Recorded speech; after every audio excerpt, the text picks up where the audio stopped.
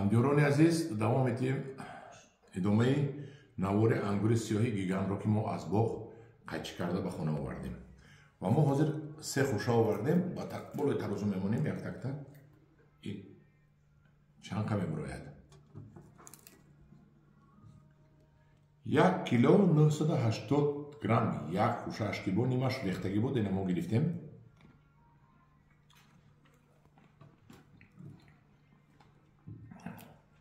دیگر خوشش رو میمونیم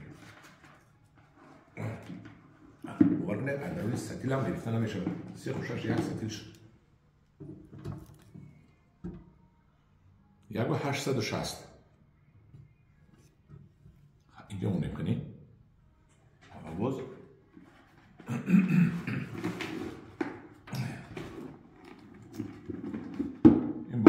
این بخچه رو بینید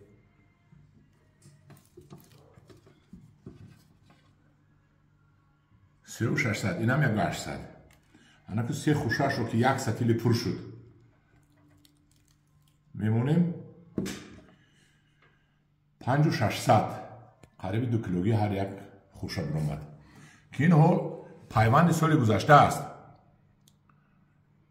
این اکن از مابین یک تمانده 2 تاش رو گیریم 1 تمانده 2 تاش رو گیریم اگر نهایت انگوری کلان حجم می شود این رو بینید حجم این رو دیده چقدری نه اچلی که من هم قوس هم 2 تا فلنگ من همین خیل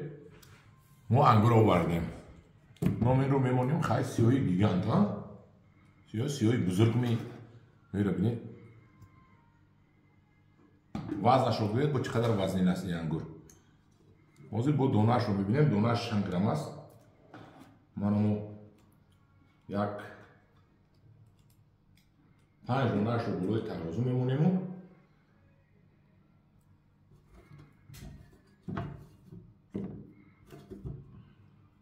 گرمش رو میبینیم بعد به گرم تقسیم میکنیم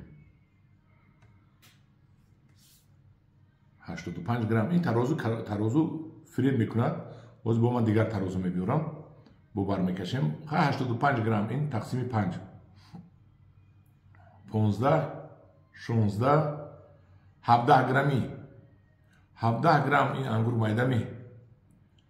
17 گرم یک انگور دیدید این انگور انا من میشکنم درونشو دیدید گوشت خولی اینو خوردن پس راحت میکنید انگور شیرین